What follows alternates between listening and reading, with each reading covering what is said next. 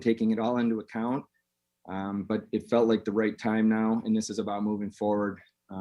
This is about how do we improve. You know, I do believe every crisis is an opportunity for positive change, and this is a chance for us to move forward and to begin to get this thing pointed in the right direction. Kevyn, what qualities are you looking for in the next coach of the Buffalo Sabres? And do you plan on beginning your search right away for a full-time head coach? Is Don Granato going to be considered for that job? Yeah, I'm not going to put any guardrails on anything right now. I'm not going to get into specifics. What I will tell you is that the search will be effective immediately. I have in my head, and I've thought a lot about this recently, characteristics and attributes that I think will be important for this organization, this team moving forward. There'll be a lot of people that I will speak to. There will be other people part of the process as we go along. But what I don't want to do is rush into anything or make a quick decision without truly taking as much time as we need, because this is about getting it right. It's great to say I'm looking for this or that, or they have to have this or that. This is about getting the right person, and it's critical. Hey, Kevin, John Worrell with the AP. Just, I guess, wondering what contributed to this decision, knowing that you're essentially handcuffed in terms of what you can do with the roster, what you can do with the limited number of coaches that are available to take over an interim basis, and knowing that you're still in this tough East Division where winning it might be difficult, and knowing the injuries that you're dealing with. What gives you a belief that this team can continue growing, I guess, under an interim coach and have different results than what's been behind it? John, I think the important way to answer that question is we have to be better in every single area of this organization. It starts with me. I need to manage better. Okay. I need to be better in every way. We need to coach better. We need to scout better. We need to develop players better. We need to practice better.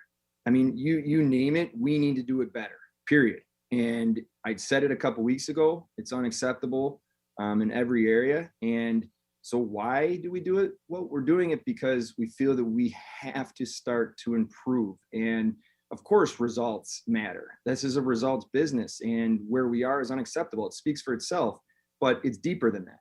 And to change the culture and to do what we have to do to get this headed in the right direction, I felt this was the move we had to make, regardless of all those things that you mentioned, because that's all real and everybody knows that, but I don't know if that answers it perfectly, John, but that's, what's in my head right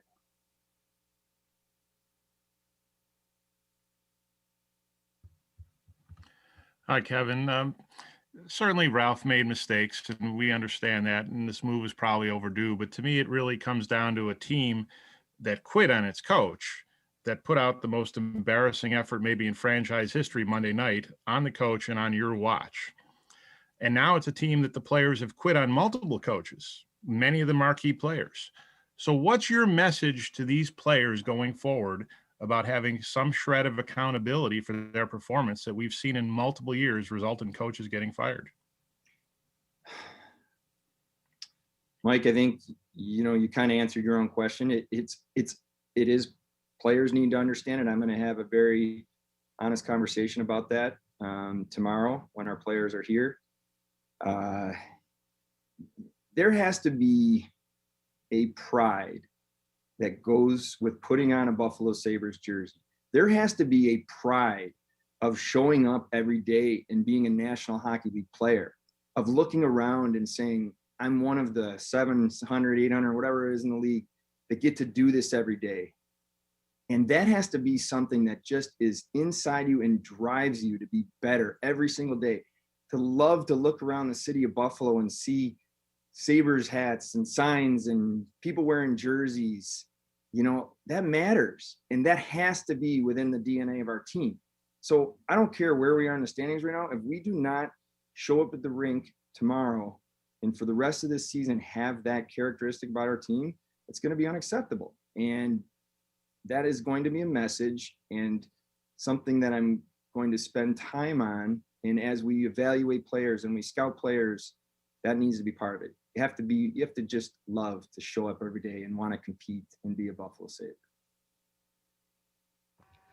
Kevin, you mentioned the word culture, and there's been this culture of losing surrounding this team for years and years now. And I know that you obviously, just came into this role not long ago, but how do you go about maybe convincing, I don't know if that's the right word, but communicating to these players that have been here through all of this, that the next guy I bring in here, the culture is going to change? How do you go about doing that? Yeah, Heather, it starts with stacking wins. Okay, so how I look at this for me personally is if we all stack wins in the things that we do every day, they start to add up. And then the culture shift, and I've been part of it as a player and I've seen it before, can happen quickly because you get some buy-in and people feel good. But we have to individually first start and say, look in the mirror and say, okay, what do I need to do today to be better? How do I stack a win? How in my role do I make a good decision?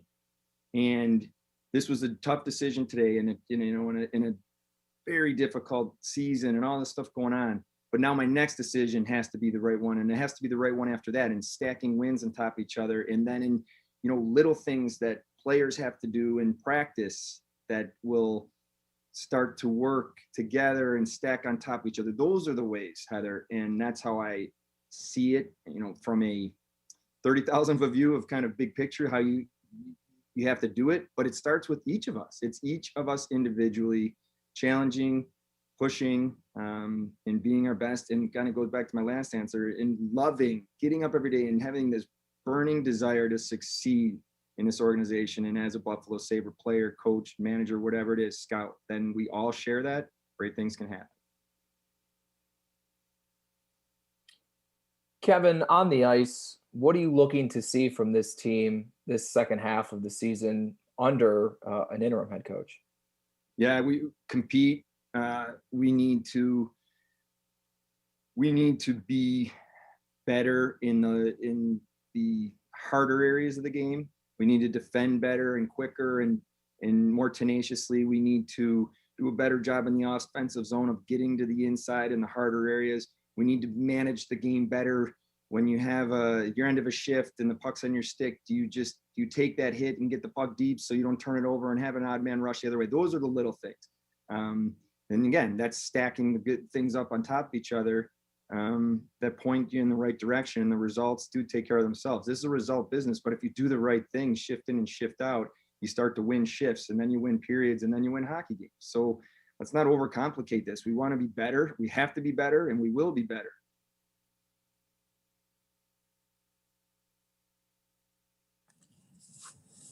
Kevyn, when did you tell Ralph? Did you tell him on the plane, and how did he handle the news? I spoke to Ralph first thing this morning, met with him, and then Steve Smith shortly after. And Ralph was disappointed. I have learned a lot from Ralph as a person, and his leadership qualities and different attributes that he has. And it was a very honest and hard conversation. Obviously disappointed, and believed to his core that could turn this around. But my job was just to tell him where I felt we were and have an honest conversation, and that's what we did earlier today.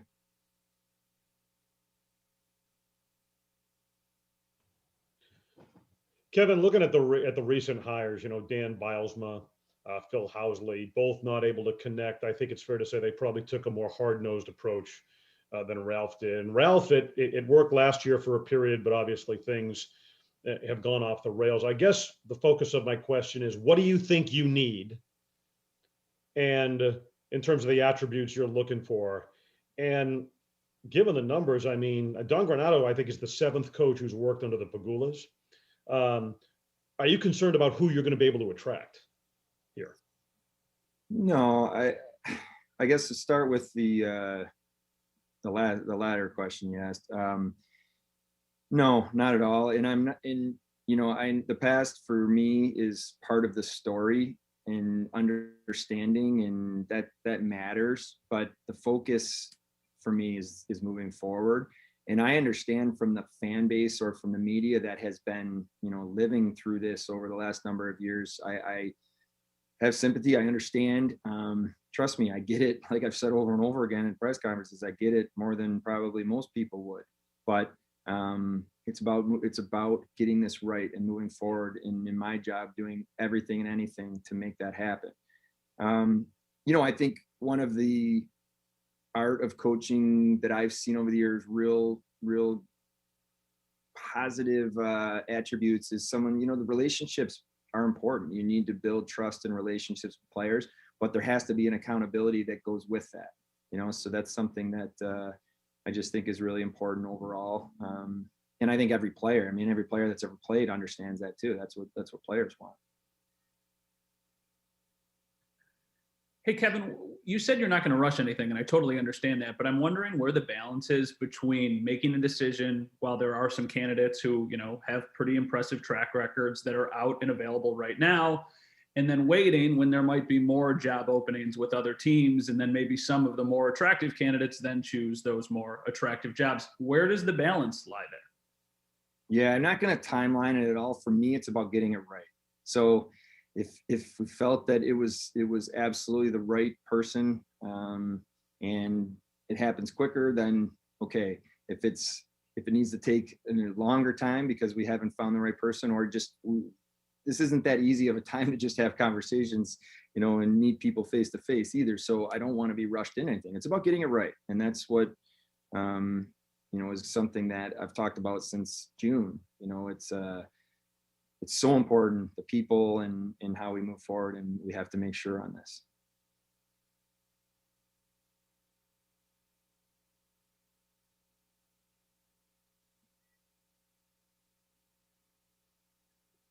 Hey, Kevin, Pierre LeBrun, how are you? You've got a busy month ahead of you as well with the trade deadline. And when you signed Taylor Hall, you had indicated potential desire to keep Brown past this year, but a lot has clearly transpired since then. Is it inevitable now that you'll approach him about potentially waiving his no move to trade him for April 12th? Yeah, we're open to anything and everything, Pierre. My job is to do anything and everything to make this franchise move in the right direction. I have a very good relationship with Darren Ferris and Taylor, open lines of communication. And obviously that's, days are moving fast here. So there'll be a lot of conversations around that.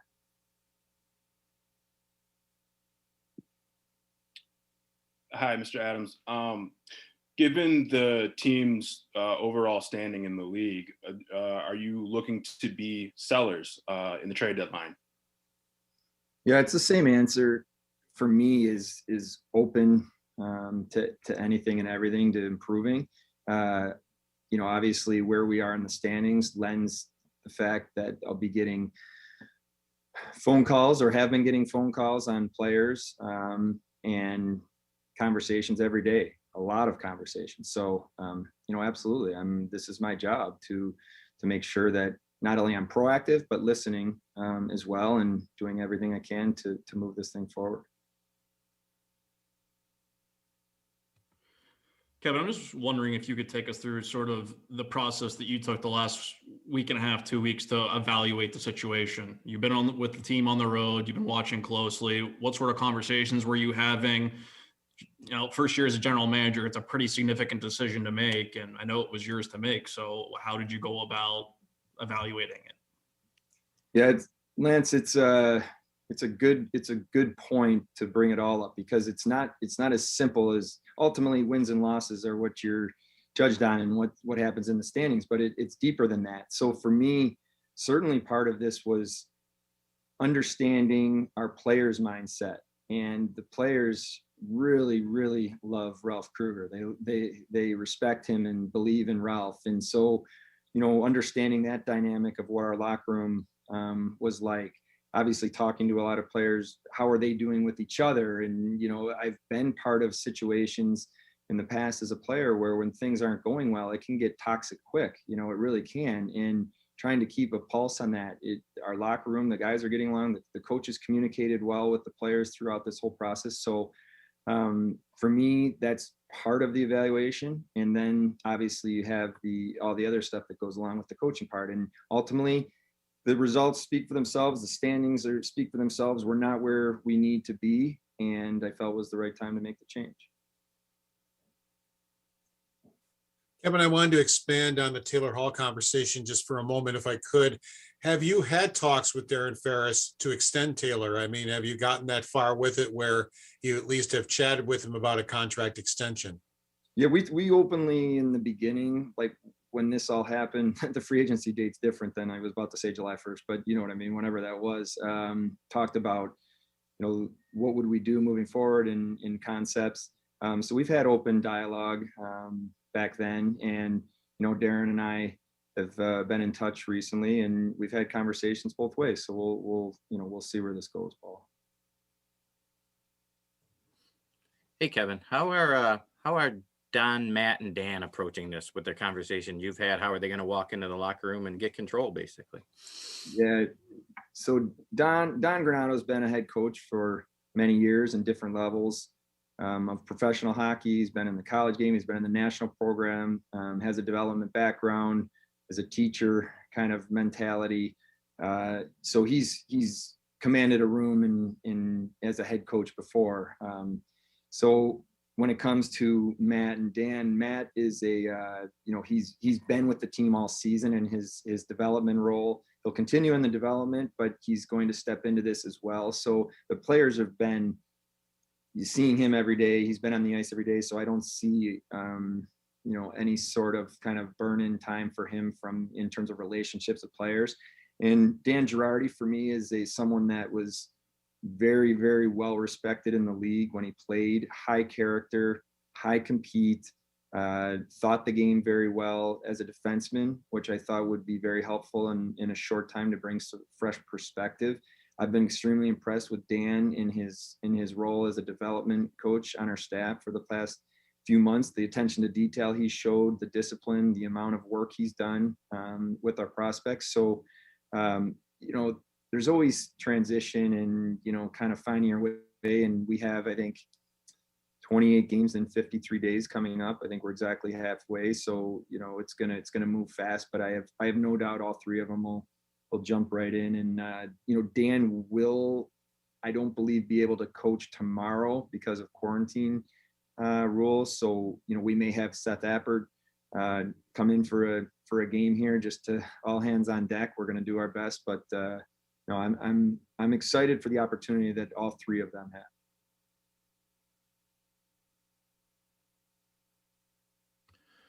have. Kevin, actually, I have two questions, but the first, why can't Granado coach tomorrow? Granado can coach. Maybe I said it wrong. Girardi can't coach because of quarantine. Okay, thank you. The question I had is, do you expect Jack Eichel to play again this season? Have you spoken about this decision about moving out of Ralph, and what can he be doing better as a captain to keep his teams together?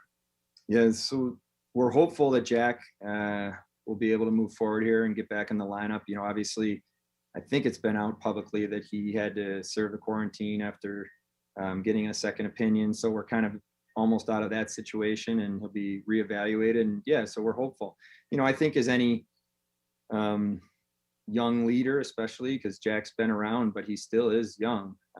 You're constantly learning and juggling what it takes to be at your best and also have an eye on the team and what's happening overall. And, Jack is one of the best players in the world. We just want to get him healthy and back on the ice and able to do his thing.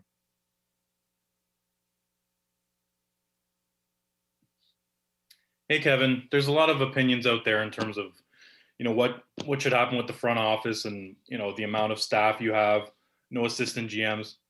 What are your thoughts though? Like, do you need more help? Is moving forward with a lot of work to do? Does there need to be more bodies in the front office?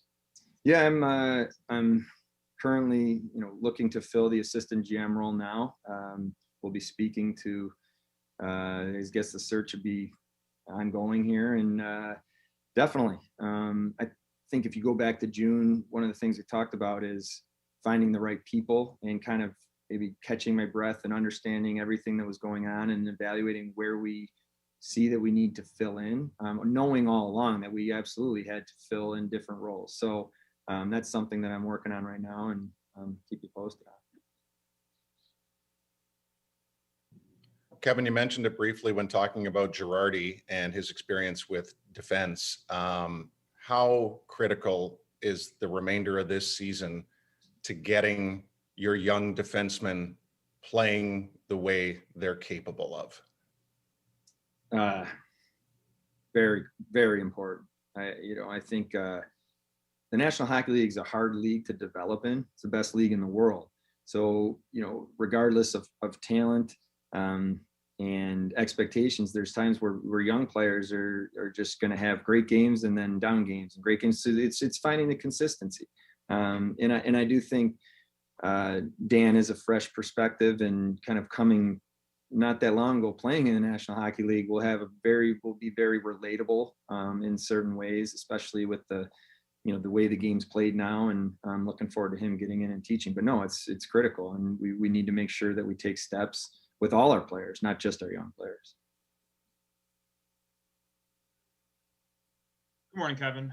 I know you said that players love playing for Ralph. I think it was Rasmus Ristolainen who said he's the best coach, or my favorite coach that I've played for. So when you look back and evaluate not just this year, but also sort of the end of last year, I mean, maybe more so focusing on this year, I mean, why do you think, the last couple of weeks have kind of gone down the way they have? Do you think maybe it just wasn't a good fit for necessarily what Ralph wanted to do with these players and how these players responded? Was it purely just an X's and O's issue with Ralph?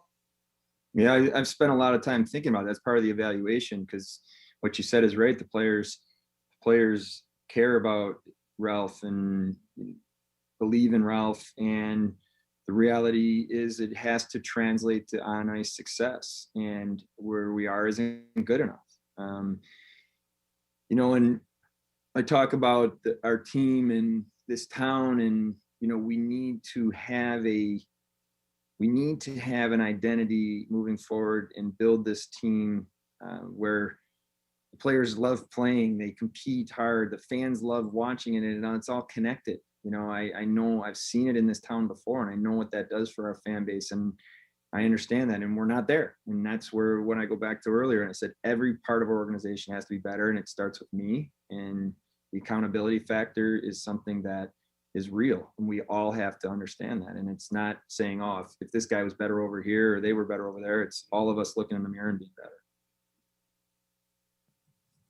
Kevin, why was Steve Smith fired, and did Rasmus Dahlin's regression this season play a role in that? No, I think Steve's a very good coach. He's a great person. Put a lot of work into it. I think it was just getting a fresh perspective, different voice. Steve's been here now a few years, so that was my thinking there.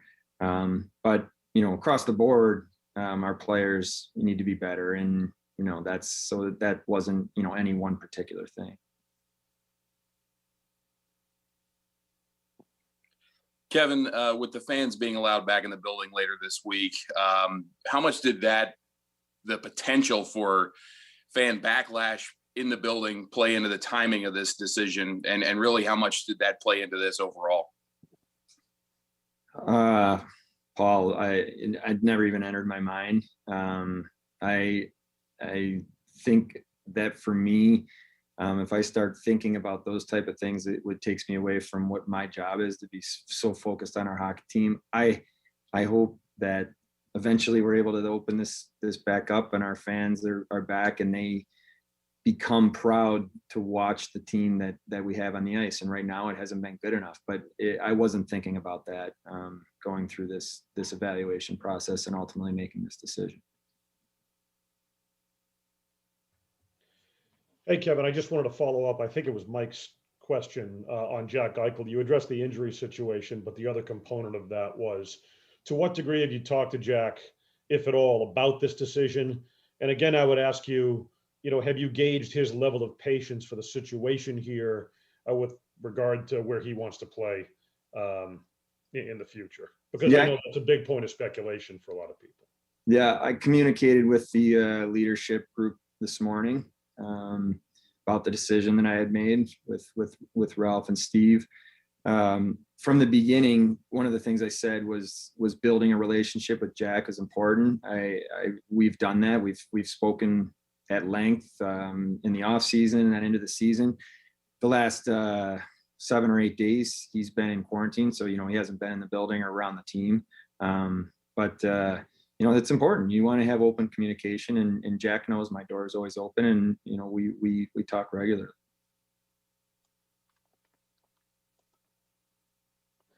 All right, we're all set, Kevin. Thank you for your time and your answers today, and thank you to everybody else for joining.